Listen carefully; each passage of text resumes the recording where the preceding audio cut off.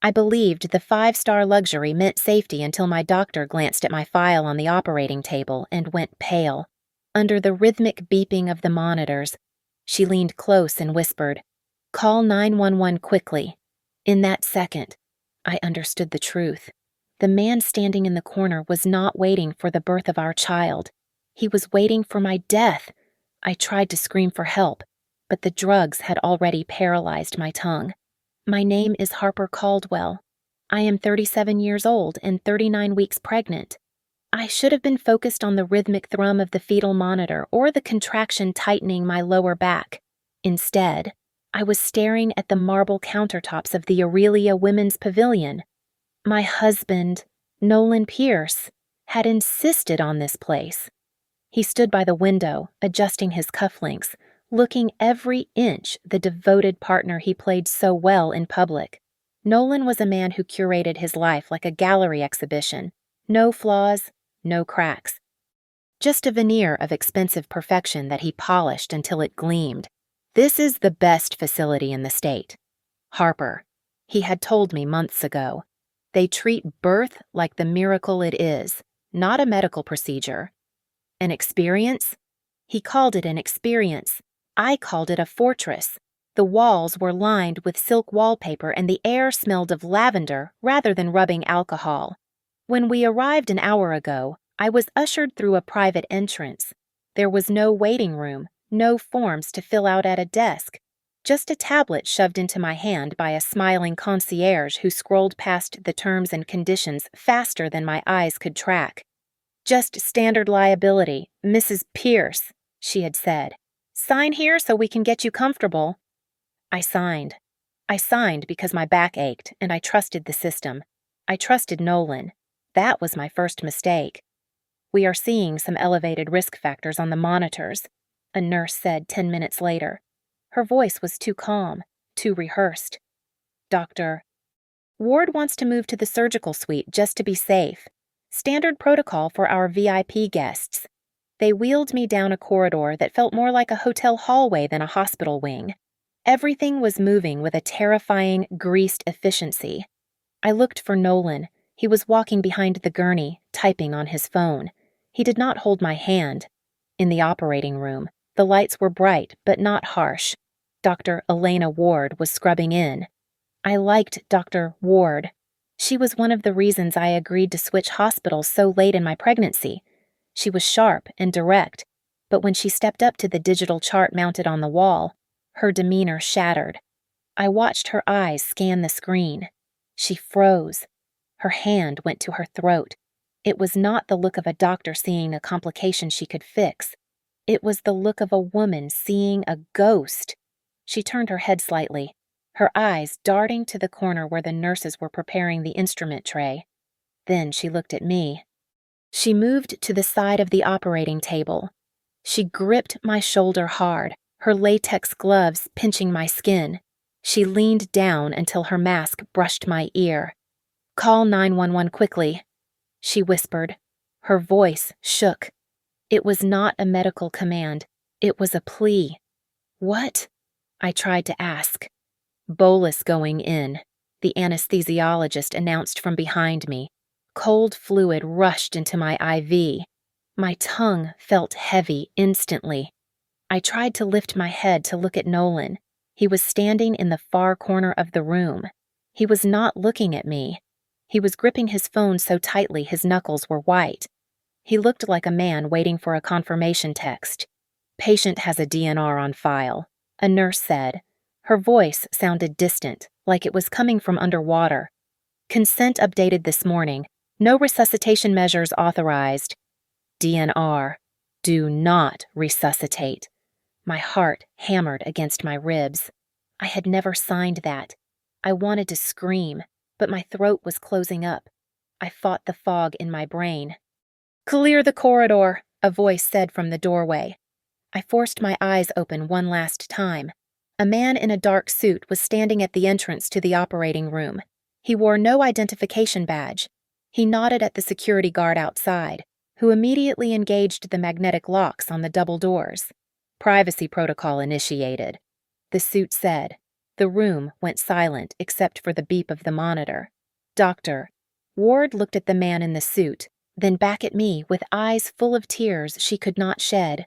As the anesthesia pulled me down into the dark, the horrifying clarity of the moment pierced through the drugs, the luxury suite, the rushed signatures, the private entrance, Nolan's distance. This was not a birth. This was an execution with a paper trail. The needle touched my skin, and I realized I was trapped in a 5-star cage with the people paid to kill me. The cold creeping up my arm should have terrified me, but my mind was already racing backward, tearing through the last 5 years of my life. I was looking for the cracks I had plastered over with blind devotion. Nolan was not just a husband. He was an architect, and I was merely a resident in the structure he built around me. For 5 years, he packaged his control as care. He had the passwords to my email, my bank accounts, and even my social media, claiming it was for cybersecurity. When he drove me to every single prenatal appointment, I thought he was excited. Now I realize he was ensuring I never spoke to a doctor alone. "I just want to be involved in every step, Harper," he would say, squeezing my hand a little too tight. "We are a team, right?" Then there was the money. My mother left me a substantial trust fund. It was not enough to buy a small country, but it was enough to ensure I never had to work again if I chose not to. Nolan always feigned indifference to my finances. He played the role of the proud provider perfectly. Yet, I remembered a night 3 months ago. He was holding the trust documents, reading the fine print by the light of his desk lamp. "It is just hypothetical, babe," he had said when I caught him. "But does the control transfer to the spouse if the beneficiary is incapacitated?" I had laughed it off. I was so stupid. That was around the same time he made me resign the life insurance policy. He brought home a thick binder of documents one evening. "It is for the baby," he insisted, pushing a pen into my hand. "We need to update the coverage now that we are becoming a family of 3. Trust me." I signed. I never got a copy. He filed it away in his safe, the one I did not have the combination to. He isolated me professionally, too. I loved my work at the Bridgehaven Community Initiative. Helping families find housing gave me purpose. But as my belly grew, so did Nolan's pressure. "You come home so stressed, Harper," he would whisper, massaging my shoulders. "Think of the baby's health. Why not quit? I can take care of everything." He wore me down until I resigned. And then came the biggest red flag of all, the hospital. I had been seeing Dr. Evans for 7 months. I trusted him. But Nolan became obsessed with Aurelia Women's Pavilion. He called Dr. Evans low rent and inadequate. "You deserve luxury, Harper," he argued. "Aurelia has the best stats in the country." When we transferred, I never had a moment of privacy. A VIP relations manager named Chloe met us at the curb every time. She sat in the exam room. She walked me to the bathroom. She was not a concierge. She was a handler. I remembered the blonde nurse in the lobby last week. I saw Nolan leaning in close to her, his hand briefly touching her elbow. When I asked, he did not even blink. "She was just confirming the suite view," he lied. "Stop being so paranoid." But the memory that cut the deepest, the one that made my heart stop even as the anesthesia took hold, was the fight about my sister, Mara. I wanted to add Mara to my emergency contact list on the admission forms. Nolan had snatched the clipboard from my hands, his face twisting into a rage I had rarely seen. "Why would you need her?" he had snapped, his voice dropping to a dangerous hiss. "I am your husband. I am your emergency contact. Do you not trust me with your life?" I had apologized. I had let him erase her name. As the operating room lights blurred into a single white star, the realization crushed me harder than the paralysis. The signs were not subtle. They were neon lights screaming in the dark. I did not miss them because I was blind. I missed them because I wanted to be loved more than I wanted to be safe. And now, I was going to pay for that love with my life. The fog in my brain was thick, heavy with the sedatives they were pumping into my veins, but the terror kept me tethered to consciousness. Dr. Ward was not just my doctor anymore. She was the only thing standing between me and a planned funeral. She did not look at the monitors. She looked straight at Nolan, her voice ringing out with a ferocity that startled everyone in the room. "Who authorized this DNR, Dr.?" Ward shouted. "This woman is 37 years old with zero history of cardiac issues. Why is there a do not resuscitate order on her chart?" Nolan did not flinch. He did not look confused. He looked like he was reciting a line he had practiced in front of a mirror 1,000 times. "My wife signed it herself," Nolan said, his voice terrifyingly smooth. "Our family attorney, Mr. Thorne, witnessed it last week. Harper was worried about brain damage. She did not want to be a vegetable." That is a lie. I tried to scream, but only a dry rasp escaped my throat. "Dr. Ward ignored him and grabbed my wrist, pulling the plastic ID band up to the light. Her face went ashen. "Type A negative," she hissed. "Harper is O positive. And this says allergic to penicillin. She has no known allergies. If we gave her blood based on this band, she would go into anaphylactic shock and die within minutes." The room went dead silent. Dr. Ward spun toward the head nurse. "Flush this line," Ward commanded. "Get me a fresh bag of saline and call the blood bank for a cross-match confirmation." Now the head nurse did not move. She stood with her arms crossed, her eyes flicking toward the man in the suit guarding the door. "We are following the VIP protocol." "Doctor," the nurse said, her tone icy and defiant, "we cannot alter the care plan without administrative override. Mr. Pierce has the medical power of attorney." "Doctor." Ward cursed under her breath. She leaned over me, pretending to check my pupil dilation. In the shadow of her body, she pressed a tiny, folded piece of paper into my palm. Then she leaned down, her lips brushing my ear. 911 equals EMS outside their control," she whispered rapidly. "The city paramedics do not answer to the hospital board." "Get them here." A junior nurse stepped forward to switch the blood pressure cuff to my other arm. For a split second, my right hand was free. My phone was tucked into the hidden pocket of the hospital gown, the one place they hadn't checked. My fingers felt numb, like sausages, but I managed to grip the device. I pressed the side button. I dialed 911. The screen lit up, searching. My heart sank.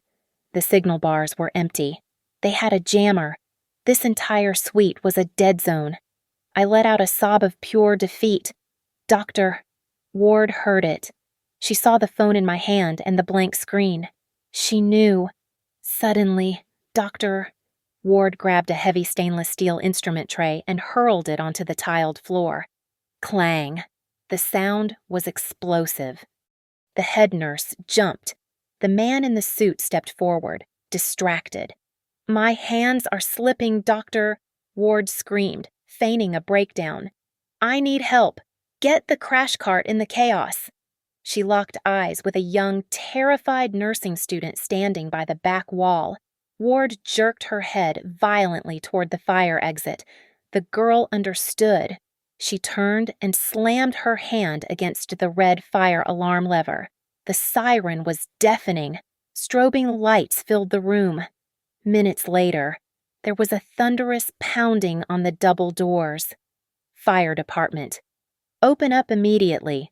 The man in the suit tried to block the view, but the magnetic locks disengaged automatically due to the fire alarm. The doors flew open. 3 paramedics in city uniforms burst in, looking confused but ready. "We have a report of a patient in distress and a structural fire alarm," the lead paramedic shouted. "She is unstable, Doctor," Ward yelled, stepping between me and the hospital staff. "I am transferring her to Riverside County Medical immediately." Equipment failure, load her up. The security guard tried to step in. Sir, this is a private move or I will have you arrested for obstruction. The paramedic barked. They loaded me onto the yellow gurney. The motion made the room spin, but the fresh air from the hallway tasted like freedom. As they wheeled me out, Nolan rushed alongside the stretcher. He grabbed the metal rail, his face twisted into a mask of anguish. Oh, God, Harper. Stay with me, baby, he cried out, loud enough for the paramedics to hear. But as he leaned over to kiss my forehead, his eyes locked with mine. There was no love in them. There was no fear for my safety. He looked at me with the cold, calculating rage of a man whose business deal had just fallen through. You are making a mistake, he whispered, too low for anyone else to hear. I closed my eyes as the ambulance doors shut, leaving my husband and his luxury death trap behind. I was alive, but I knew the war had just begun. The smell of Riverside County Medical was aggressive. It reeked of industrial bleach and burnt coffee, a sharp contrast to the lavender-scented air of the death trap I had just escaped. But to me, this harsh antiseptic odor smelled like life. I was exhausted, my body feeling like it had been dragged over broken glass. But I was breathing. My son was safe in the nursery down the hall, monitored by nurses who wore scuffed sneakers instead of silent designer loafers. A police officer stood at the foot of my bed. He held a clipboard, looking uncomfortable. Mrs. Pierce, he said, tapping his pen against the paper. The EMS team filed a report. They noted a discrepancy with your medical wristband and, well, they claimed there was an active signal jammer in the suite preventing your call to 911. We are looking into it. But right now, it is just your word against a very powerful institution. It was not a mistake, I said, my voice raspy. It was a setup. Dr. Ward came in after the officer left. She looked like she had aged 10 years in 10 hours.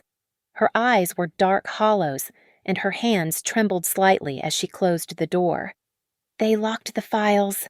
Harper, she whispered, pulling a chair close. Aurelia has a VIP mechanism. Once a patient is flagged as high priority, the medical charts are read only for the floor staff. The orders to change your blood type and the do not resuscitate status, they came from an administrative terminal, not a medical one. How is that legal? I asked.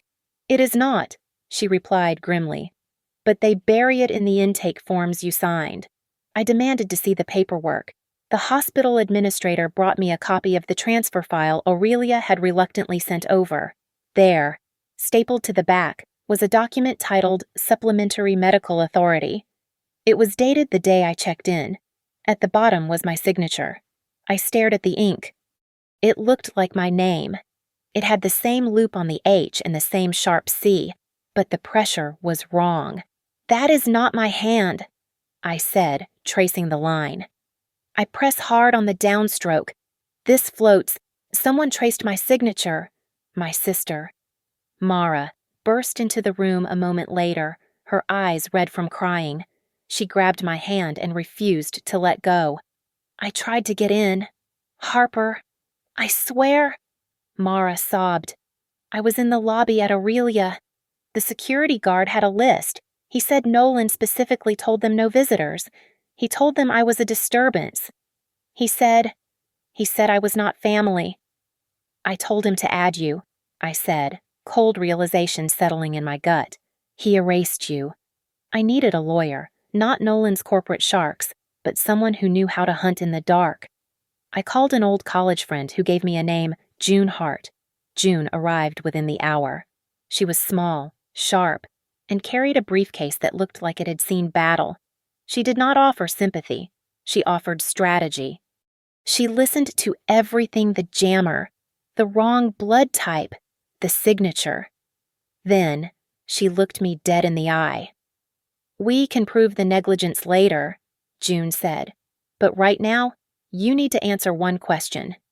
If you had died on that table yesterday, who is the beneficiary? The question made the room feel freezing cold. Nolan, I whispered.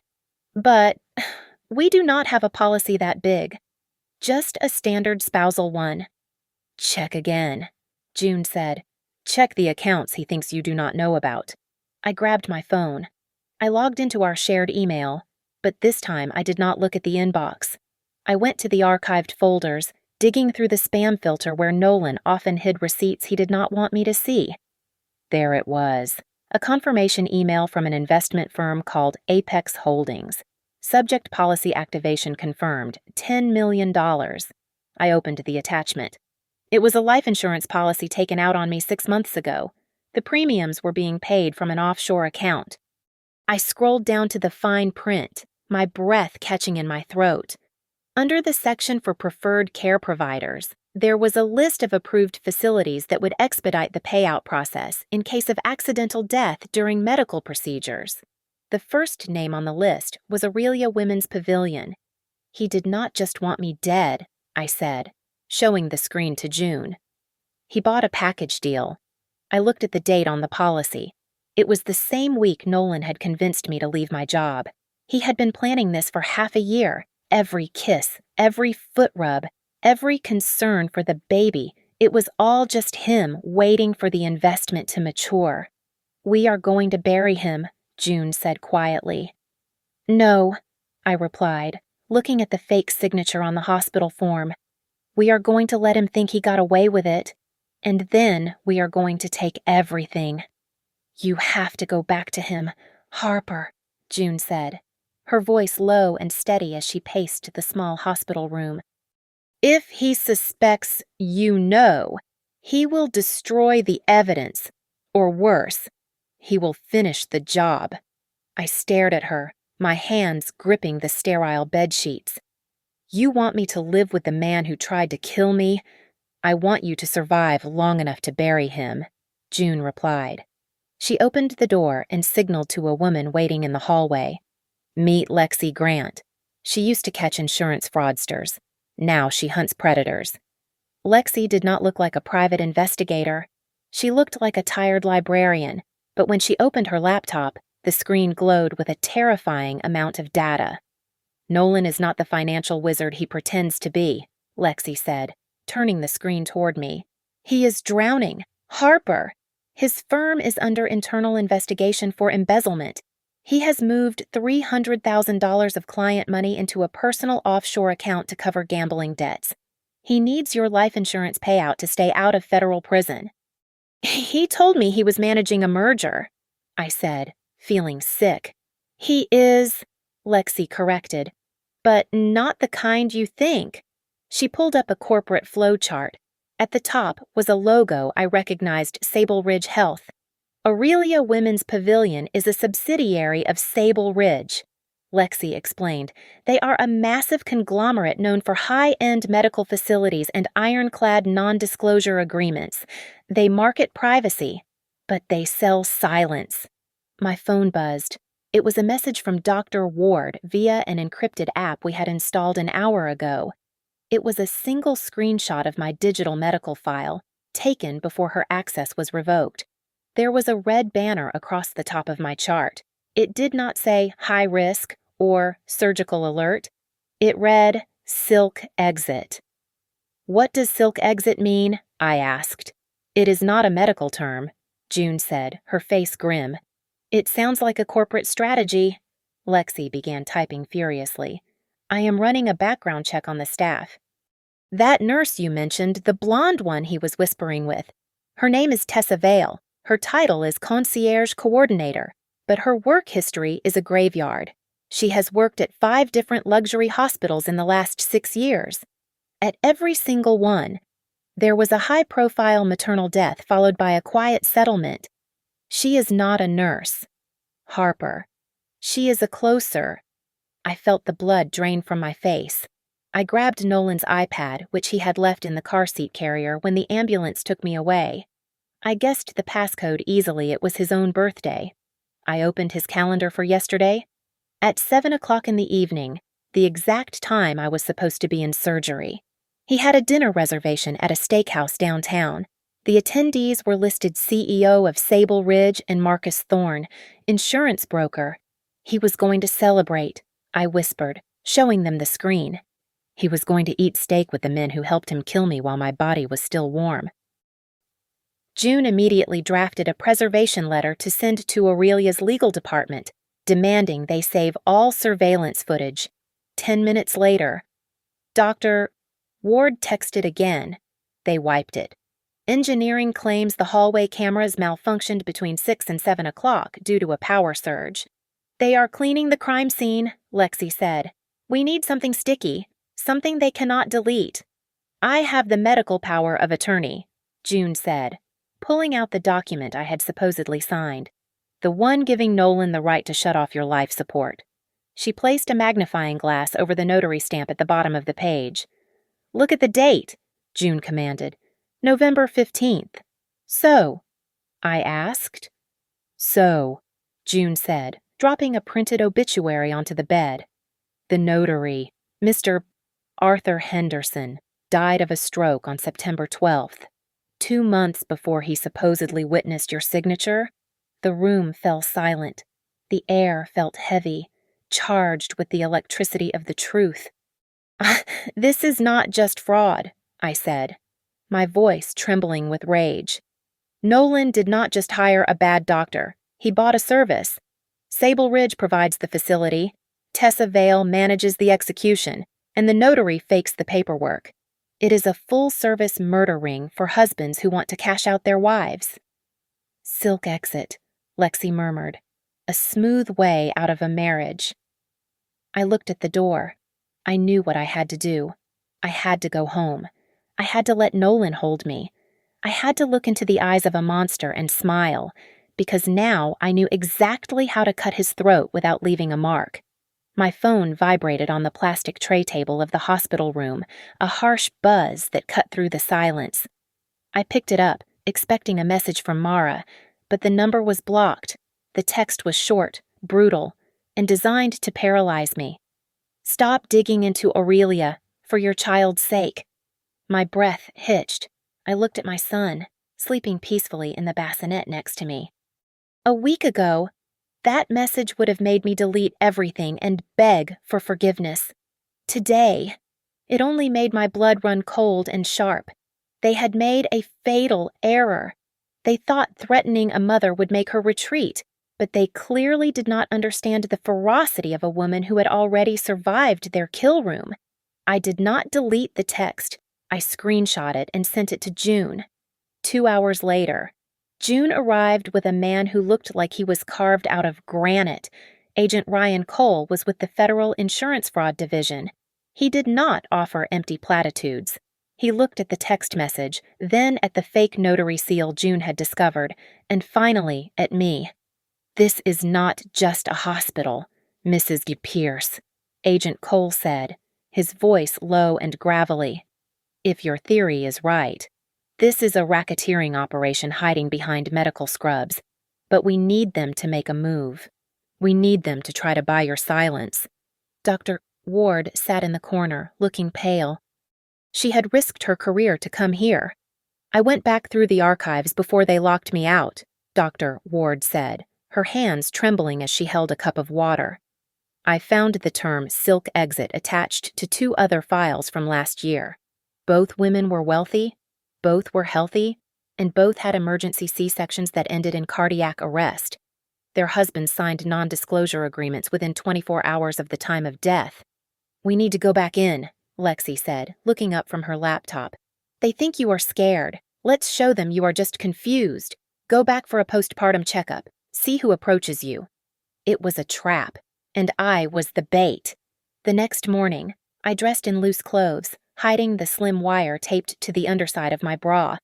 Mara insisted on coming, posing as my frazzled assistant carrying the diaper bag. When Nolan pulled the car up to the front entrance of Aurelia, the building loomed over me like a tombstone. Nolan reached over and touched my hand.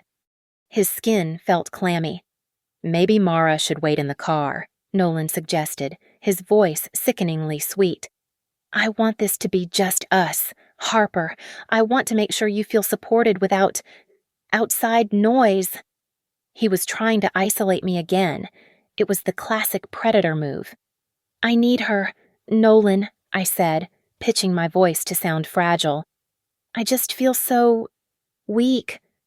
I let a tear slip out. I watched him relax. He bought the act. Okay. He sighed. Let's go. As we walked through the polished glass doors, I leaned heavily on his arm. I decided to test him. Nolan, I whispered, looking up at him with wide, fearful eyes. That paper, the one about not resuscitating me, did I really sign that? I do not remember it at all. He stiffened. For a second, the mask slipped, and I saw the annoyance flashing in his eyes. You were in a lot of pain, Harper, he said, his tone clipped.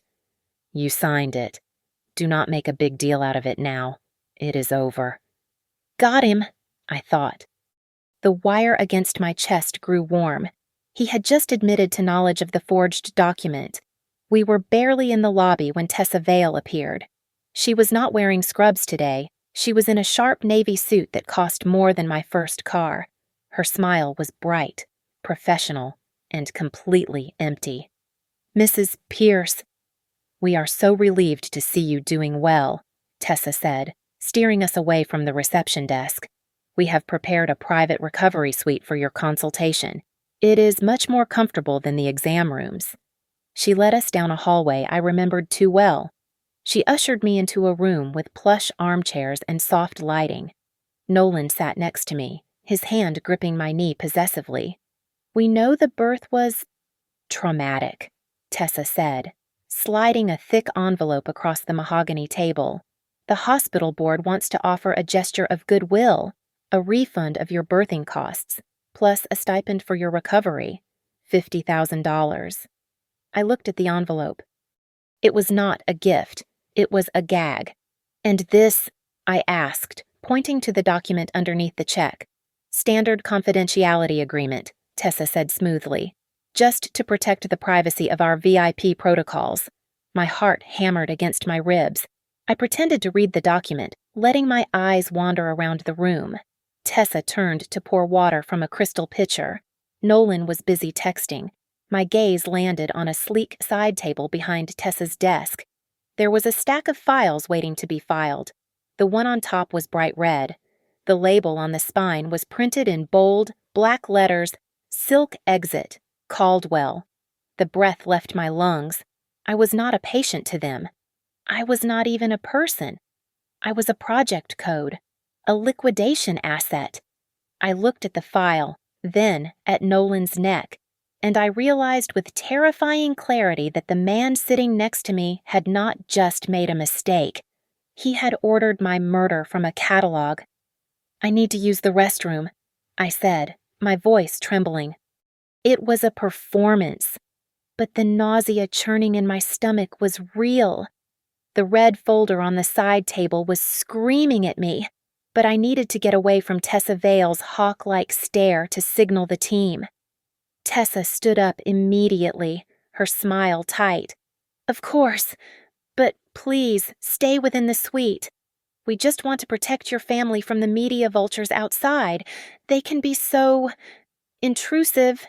Her tone was dipped in honey, but the threat underneath was sharp as a scalpel. She was telling me I was a prisoner. I stumbled out into the corridor. My sister Mara was waiting by the water cooler, clutching the diaper bag like a shield. As I passed her, I saw her thumb fly across her phone screen. She was sending the location drop to Agent Cole. The trap was set, but I had to make sure the jaws snapped shut on the right people. I leaned against the wall near the alcove, pretending to catch my breath. That was when I heard him. Nolan was pacing around the corner, his back to me. He was on his phone, his voice low and devoid of the fake warmth he used on me. She is asking too many questions, Nolan hissed into the receiver. If she does not sign the release in the next 10 minutes, switch to Plan B. I am done waiting. My blood froze. Plan A was the quiet payoff. Plan B was something much darker. Suddenly, a hand gripped my arm. I nearly screamed, but it was Dr. Ward. She was holding a clipboard, looking frantic but trying to mask it with professional urgency. Mrs. Pierce, I just need to check your incision site quickly. Dr. Ward said loudly for the benefit of the camera mounted on the ceiling. She pulled me into the blind spot of the linen closet doorway.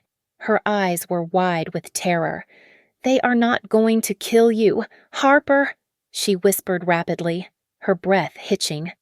"I saw the order come through the pharmacy. It is a high-dose antipsychotic cocktail. It mimics a psychotic break."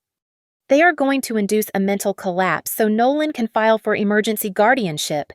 I stared at her, the horror of it settling into my bones. It was brilliant and evil.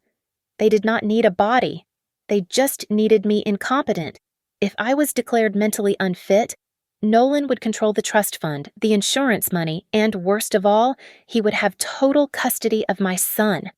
"Go back in," Dr. Ward whispered, squeezing my hand. "Do not let them inject you." I straightened my spine. The fear evaporated, replaced by a cold, burning rage. I was done playing the victim. I walked back into the suite. Tessa was organizing papers on her desk, trying to hide the red folder. Nolan followed me in a moment later, slipping his phone into his pocket and putting his concerned husband mask back on. "Feeling better, honey?" he asked. I sat down and looked straight at Tessa. I did not blink. "I am curious, Tessa," I said, my voice steady and loud. "Does the $50,000 cover the silk exit package, or is that billed separately?" The air was sucked out of the room. Tessa froze. Her hand hovered over the checkbook. She looked at me, her pupils blowing wide, and then her eyes darted involuntarily to the camera lens in the corner of the ceiling. I do not know what you are talking about," she stammered. "I think you do," I said, leaning forward. "And I think the police will be very interested in why my file is coded with a liquidation strategy." Suddenly, the red recording light on the camera blinked out. The electronic lock on the heavy oak door engaged with a loud mechanical thud. We were sealed in. The feed had been cut. The witnesses were gone. From the adjoining treatment room, I heard the squeaky wheels of a medical cart. The door opened and a large male nurse I had never seen before stepped in. On the metal tray, a syringe was already prepped, the clear liquid inside catching the light. Nolan stopped pretending. He dropped the concerned act, his face settling into a look of bored contempt. He walked over to the window and closed the blinds. "You are tired, Harper," Nolan said, his smile thin and terrifying. "You are hysterical. It is the hormones. Let them take care of you." He nodded to the nurse. The man stepped forward, raising the needle. I reached inside my blouse and pressed the small panic button on the recording device taped to my chest. A soft, high-pitched ping echoed from the device, confirming the distress signal had been sent. Agent Cole was minutes away, but looking at the needle in the nurse's hand, I knew I only had seconds. The heavy oak door did not just open, it shattered inward. The magnetic lock gave way with a deafening crack as the battering ram hit it, sending splinters flying across the plush carpet. Agent Ryan Cole was the first through the breach, his weapon drawn and leveled at the male nurse holding the syringe. "Federal agents, drop the needle and step away from the patient," Cole roared. The nurse froze, his eyes wide with panic, and the syringe clattered to the floor, rolling under the treatment table. Nolan did not cower. His reaction was instantaneous and terrifyingly rehearsed. He threw his hands up, not in surrender, but in exasperation, pivoting to face the officers with the indignation of a wronged man. "This is a misunderstanding," Nolan shouted, pointing an accusing finger at me. "My wife is suffering from severe postpartum psychosis. She is a danger to herself. We were administering a sedative for her own safety." Agent Cole did not lower his weapon. He reached into his jacket and pulled out a receiver. He pressed a button, and my own voice, tinny but clear, echoed from the speaker, followed by Nolan's cold command from moments ago. "If she does not sign the release in the next 10 minutes, switch to Plan B." "We heard everything, Mr. Pierce," Cole said, his voice flat. Your Plan B is now federal evidence for attempted murder and conspiracy. Cuff him!" As the officers swarmed the room, Tessa Vale tried to slide her leather tote bag behind the desk. An officer grabbed her wrist. She shrieked as he dumped the contents of the bag onto the mahogany surface. Among the lipstick and breath mints was a stack of non-disclosure agreements and a handwritten ledger. "Look at this," the officer said, holding up the ledger. It was a list of names, not patients, but targets. Beside each name was a state and a status code. Texas, settled. Florida, pending. New York, liquidated. Dr. Ward stepped forward from the hallway, flanked by 2 uniformed officers. She looked vindicated, though her hands were still shaking. She handed a small black USB drive to Agent Cole. "This is the server log from the administration wing," Dr. Ward said, her voice steadying. "It proves the alterations to Harper's chart, the blood type change, and the do not resuscitate order were made from the risk management terminal, not a medical station. And the timestamp matches the exact moment Nolan checked her in." In the corner, the anesthesiologist who had been prepping the drugs was already crying. He was a weak link, and he snapped the moment the handcuffs touched his wrists. "I was just following the protocol." He blubbered, sweat dripping down his forehead. "Management said she was a liability. They said it was a risk management procedure to prevent a lawsuit. I did not know. I did not know it was a setup." "Save it for the judge," Cole muttered. Then came the blow that knocked the wind out of me. Lexi Grant walked in, holding a tablet displaying a contract she had just unearthed from Nolan's seized cloud files. "He is not just the beneficiary." "Harper," Lexi said, looking at me with pity. "He is an employee." She turned the screen to me. It was a service agreement between Nolan Pierce and Sable Ridge Health. The header read, "Referrals and Confidential Settlements Program." Nolan owes $3 million in gambling debts to a syndicate in Macau. Lexi explained. "He struck a deal.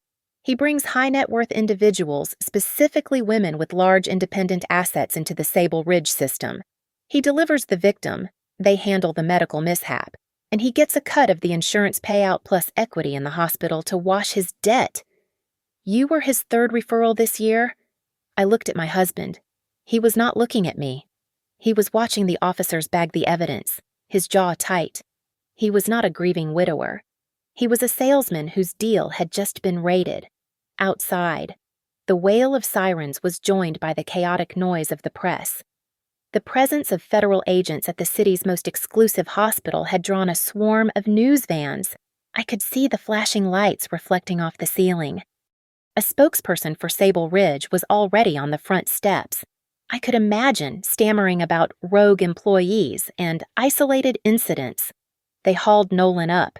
His expensive suit was rumpled, and his hands were bound behind his back. As they marched him past the chair where I sat, shivering despite the adrenaline, he stopped. He did not apologize. He did not beg. He looked at me with eyes that were completely dead, devoid of anything human. "You think catching me is the end?" he whispered, a small, arrogant smile playing on his lips. "I am just the middleman. Harper, you have no idea what you just started." Agent Cole shoved him forward, forcing him out the door. But the chill of his words stayed in the room long after he was gone. I spent the next 3 weeks living a double life.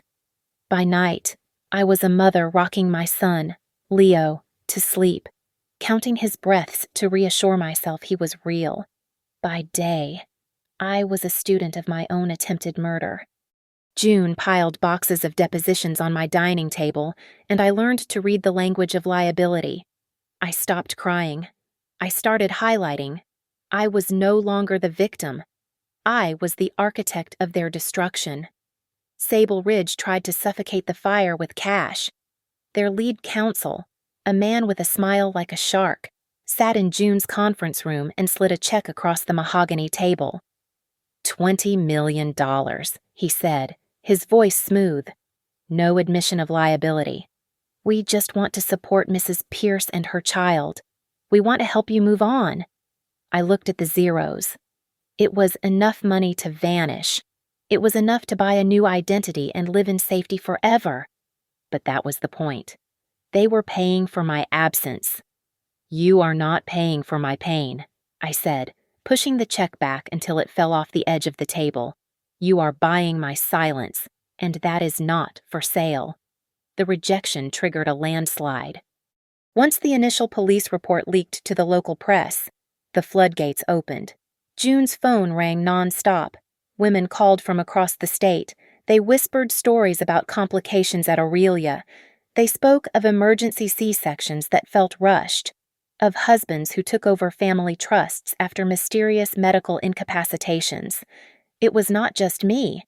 It was a pattern woven into the hospital's business model. Then came the twist that tied the noose. Lexi projected a corporate map onto the wall of our war room.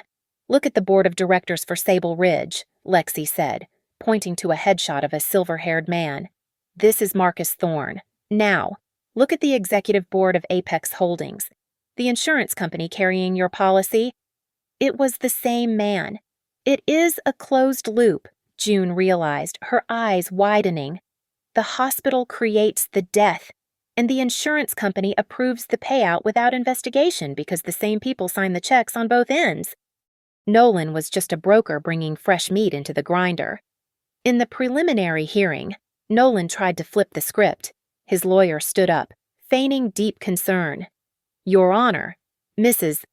Pierce is suffering from severe postpartum psychosis," the lawyer argued. She imagined the threat. "This is a tragedy of mental health, not a criminal conspiracy. She needs a facility, not a courtroom." Nolan looked at me from the defense table, his face a mask of sad resignation. He was trying to gaslight the judge the way he had gaslighted me for 5 years. But June was ready.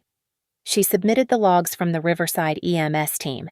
The paramedics documented an active signal jammer in the surgical suite. June countered, holding up the report.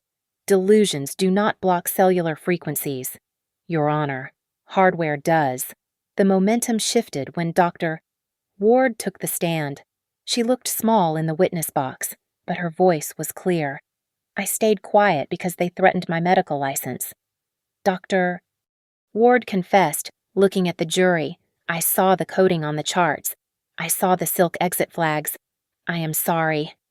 She looked directly at me, tears in her eyes. I should have spoken up sooner.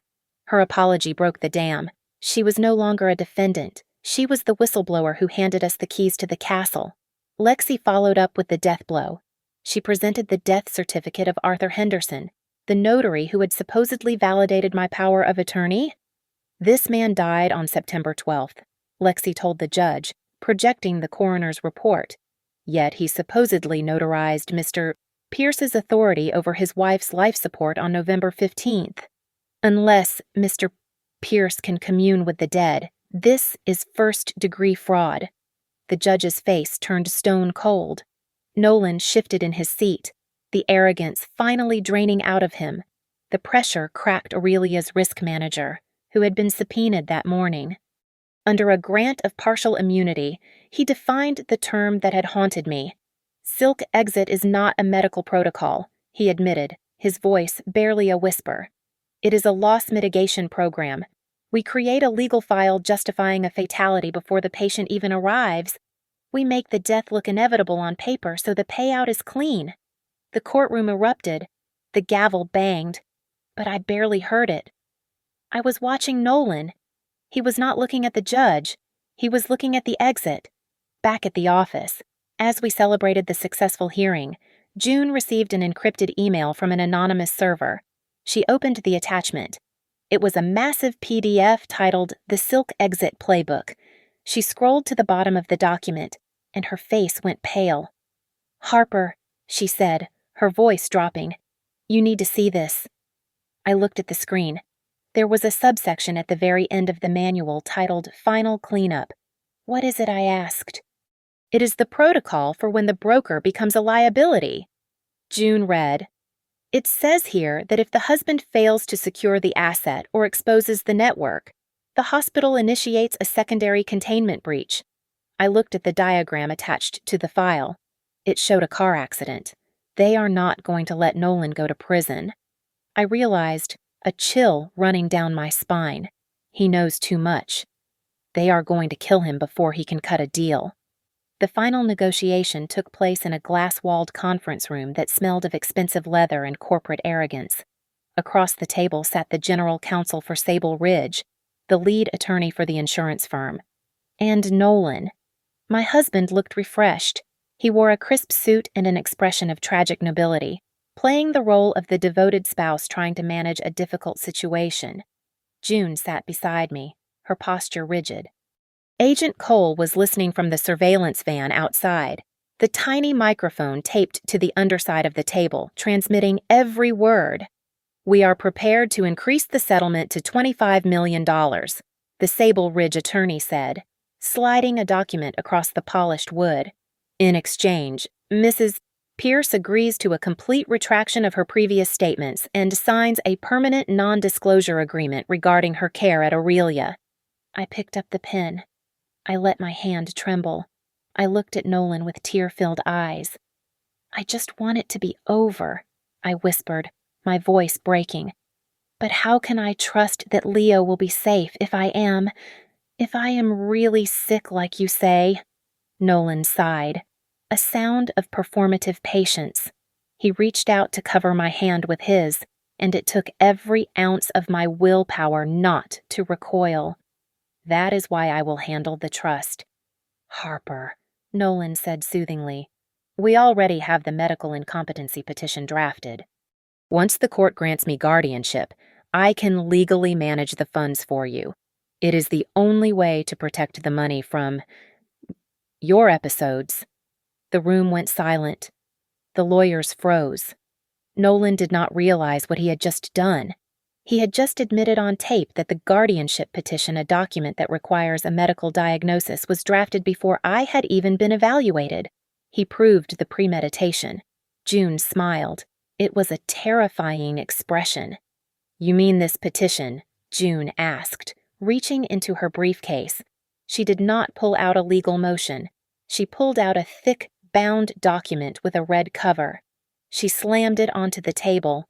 The title, "The Silk Exit Playbook," stared up at them in bold black letters. "And this page specifically," June continued, flipping to the back. "The section listing authorized referral brokers. Your name is at the top of the list. Nolan. Right next to the fee schedule for delivering your wife to the slaughterhouse." The color drained from Nolan's face. He stood up, knocking his chair back.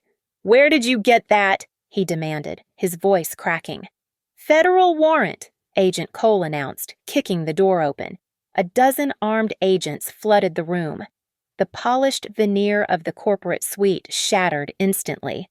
The Sable Ridge attorney tried to shove the settlement papers into his shredder, but an agent tackled him before he could reach the machine.